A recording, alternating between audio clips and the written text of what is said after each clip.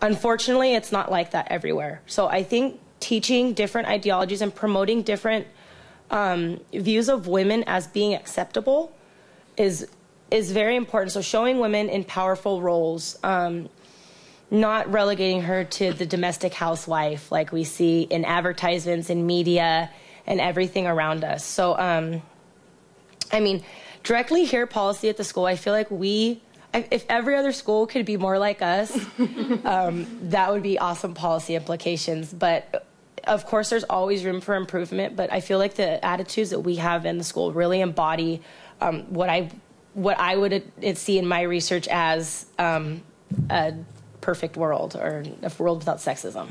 So.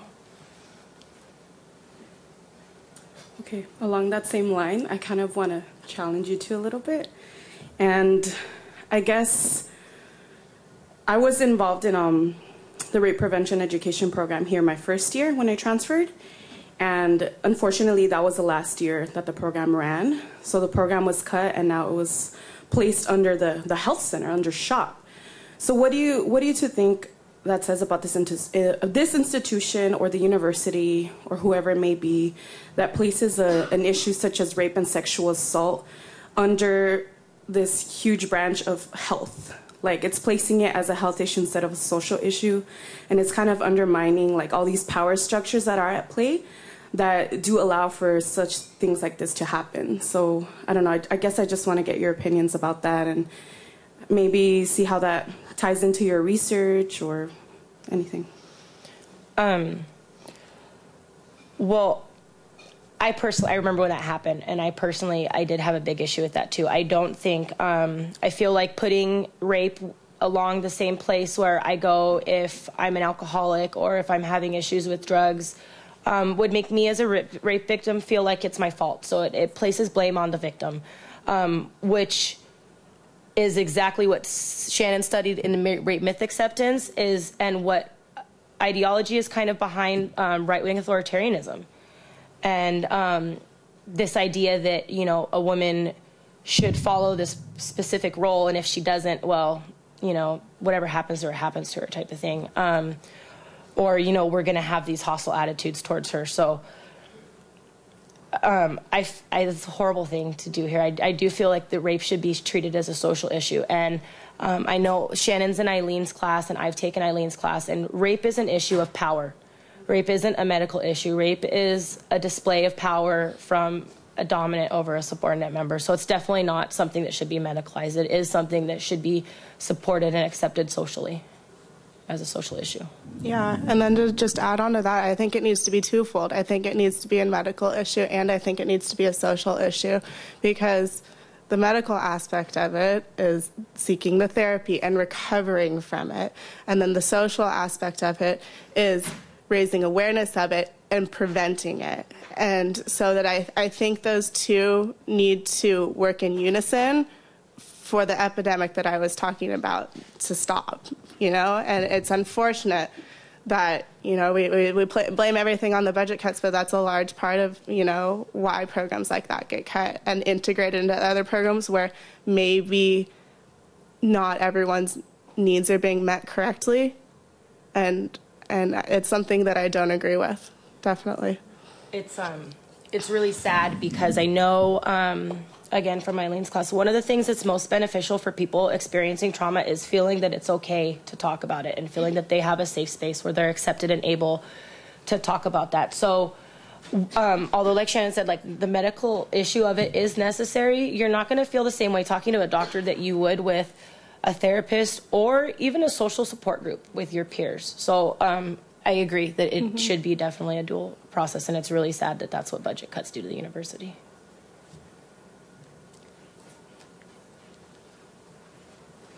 First of all, I want to congratulate both of you for doing this, and thank you for doing this research.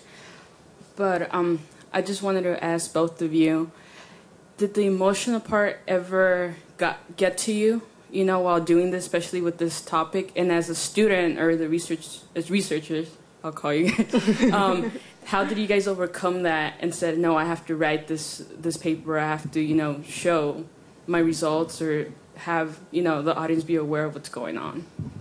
So that's funny. I'm in Eileen's psychotrauma class right now, and I had that kind of conversation, a similar conversation with my TA in the class. And I was like, I am studying for this, and I'm trying to pack it into like all in a couple days, and doing the paper additionally that's on sexual assault, and it's a lot. It's like it's a heavy topic, and you have to pace yourself. I found that I couldn't just sit down, you know, for 10 hours and do it all in one heave-ho. I had to break it up because, like, especially, like, you know, reading the lit review information and victims' testimonies, it's personal stuff.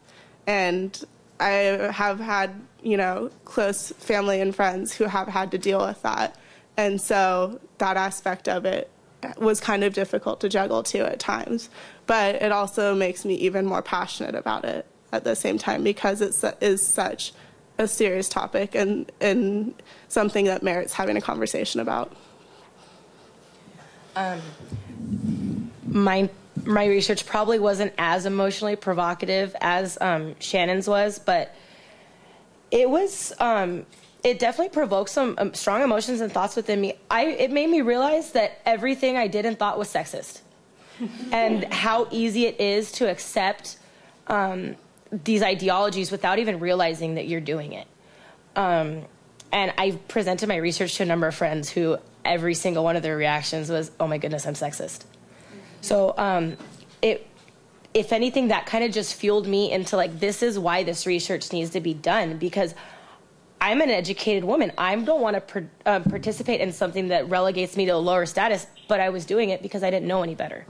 And that's the purpose of research, is to spread knowledge.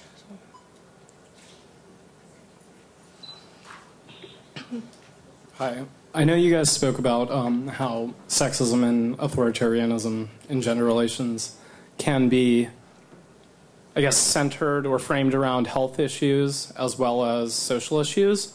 But I wanted to know what your guys' opinion was, or at least your, I guess, your thoughts on how these two issues can be fought politically. I know in my research, the government I was studying mandated that the new government had to maintain a 40% minimum of women representation within the government, as well as drafting new laws that were much stricter penalties on sexual acts, such as forced communal labor and really, really harsh, like, financial payments that people had to pay, as compared with before, where laws just kind of were seemed to not really serve their purpose and victims were still being victimized. So, you know, I'm sorry, Morgan. So your question is, like, how does it have a bigger political impact? I guess, I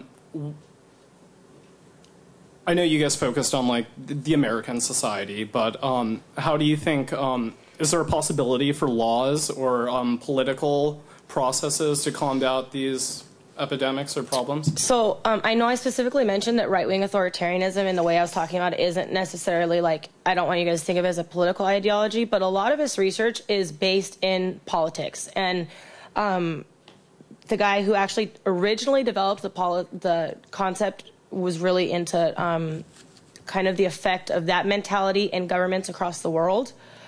Authoritarianism plays a huge role in those politics, in things like you said,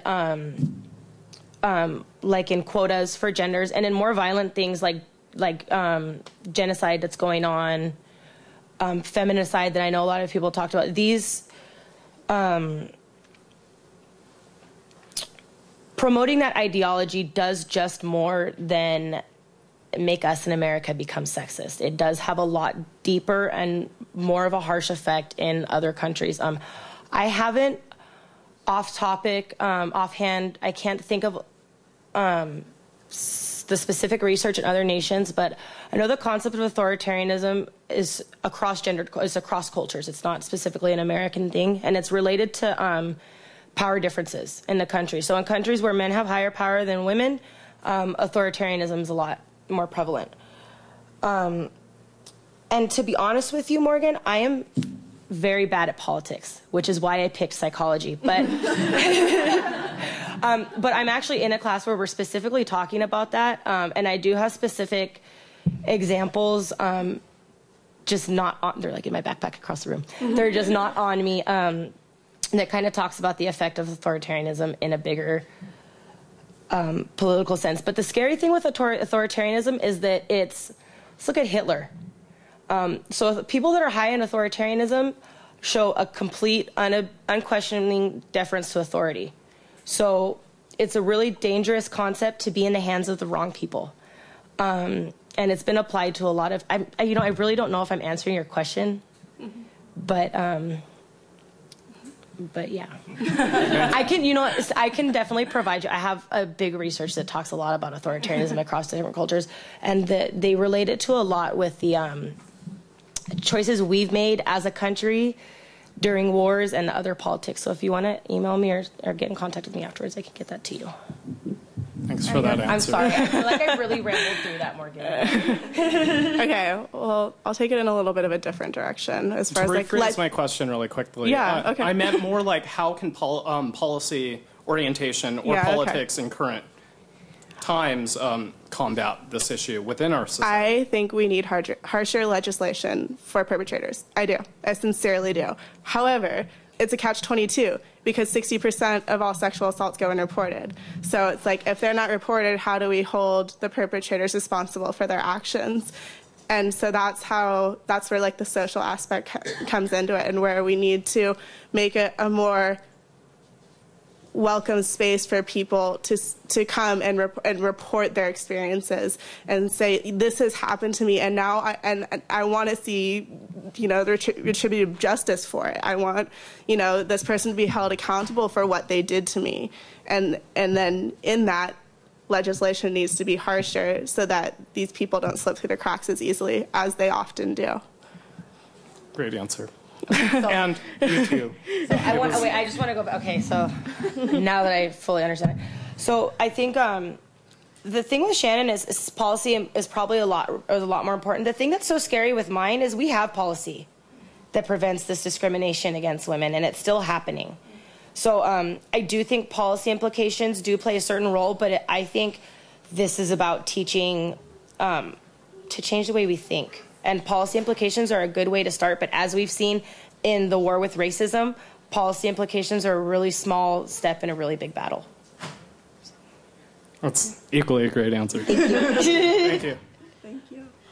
Okay, we're going to take a short break before the next panel, which starts at 1:40.